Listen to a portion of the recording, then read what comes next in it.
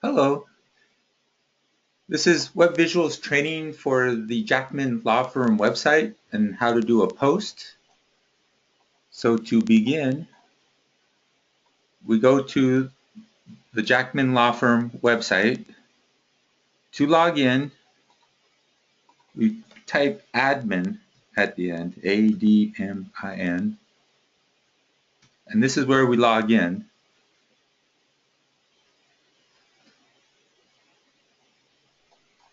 So I'll put in the password that I have sent over to Chris, and that logs me in. And here you'll see the dashboard for WordPress. The parts that we're concerned about are the posts. You click on posts and you can see all posts. Now all these that are right here are currently on the website.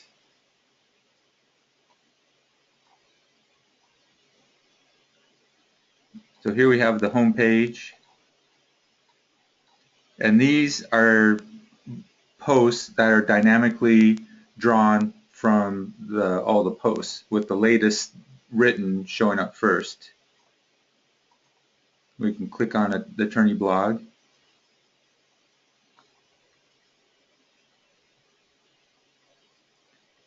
And all these posts right here is what you see here. So that's kind of like a overview of the post.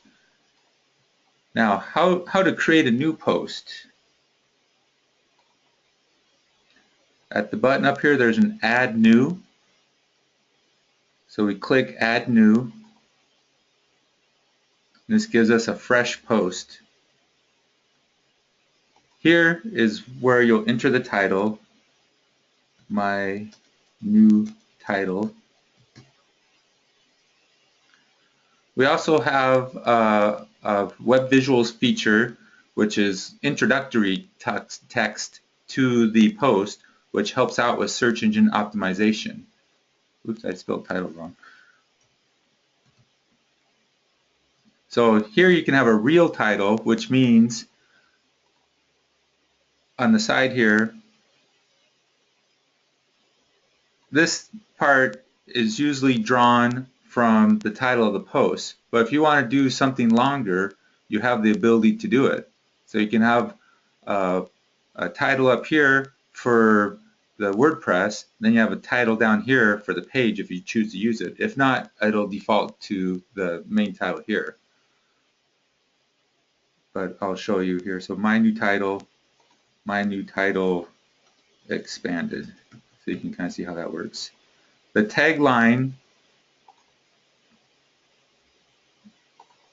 go over to a post, is this part right here. Oh no, that's intro. This part right here.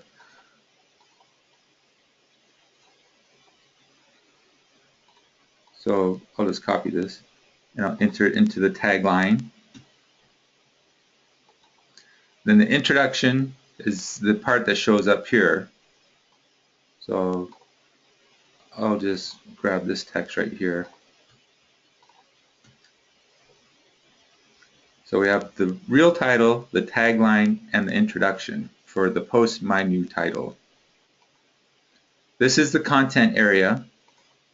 Here you can type in the main body of your post content. So I'll just put that in for now.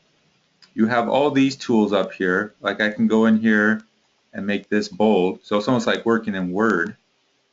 I can go in here and put a link in if I wanted to. So I can just put in the URL of the website and add it, and it makes that linkable.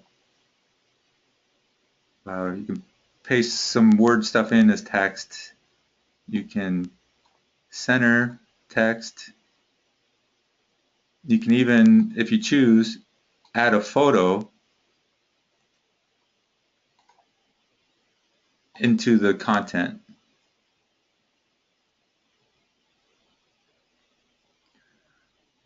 But I would prefer you did not use the imagery for that. That's just to show you your ability. how these are set up is with featured images. So that shows up here. And what you do to set the featured image is you click on it and you select a photo. The photos should be 806 pixels wide by 420 pixels tall. This way, it's the best size for the page, as far as like making it clear at a big size and also being able to shrink down. A lot of times when you import a photo from a camera, that's set up to be 4,000 pixels wide because of the high resolution. And then the file size is really big. Like this file size is like 13K. You get some of these photos in there, they're like 2 megabytes, and it just takes a long time for the page to download. So this is to ensure you have a speedy site.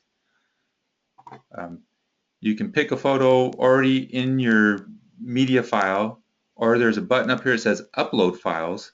You can click on this, and then this will allow you to get to your desktop. This is a massage site I'm doing, and pick a photo from, you know, my massage photo. Oh well, this is here, yeah, feet. So you're able to select the photo that you want. Actually, these are too big. So we'll go to the law site, pick one. So one I've resized already is right here. So I'll pick this one. So 806 pixels by 420 pixels. Click on it. Automatically it gets loaded into the image library. Then I say set featured image. Down here, this blue button. And voila, there it shows. The other important thing is to select the category. So the categories for the blog are criminal law, family law, personal injury, and successful cases. So for this one, we'll say successful cases. So if I want it to show up there, I click down here, successful cases.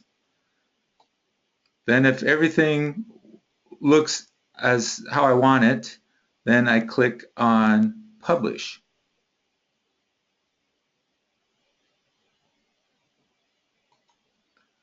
And then I can go in, see the results right away. If I refresh the screen,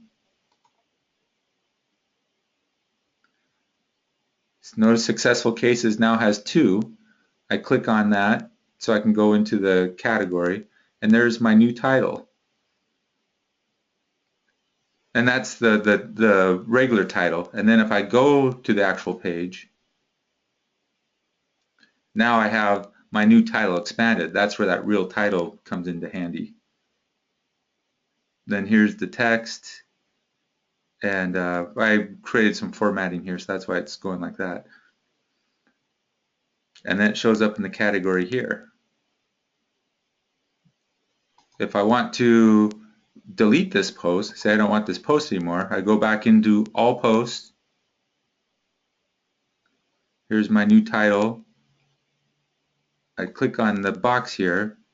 I go to bulk actions. I'll say move to trash.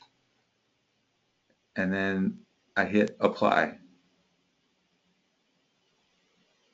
And there it is. It's in the trash right here. So in case you want to get it back up, like, oh, I didn't want to trash it, it's still there. And that's all you need to know for creating posts. Well, there's one other thing. It's like categories. If you want to have new categories over here, if you decide you want to branch out and expand these, you create these in the categories over here. So posts are the pages, categories is a taxonomy on how you organize the pages. So if we have criminal law, we click on that, and you have a slug, which is this part that shows up here. This is pretty important for search engine optimization.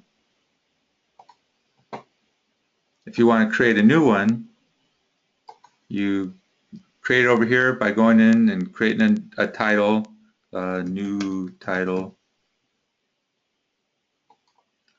slug, I'll say new title. Can't have any spaces in it. It always needs to have like a hyphen or an underscore. Parent, you don't really need to worry about that in this situation. And a description is what will show underneath the title. It's like, this is a description. Then you say add the new category. See, there it is right here. So now if I go back into my posts, here's one that I got set up for testing.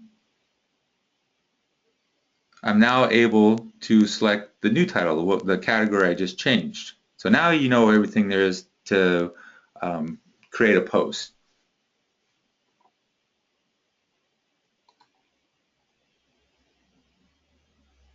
Oops, I'm trying to stop the recording.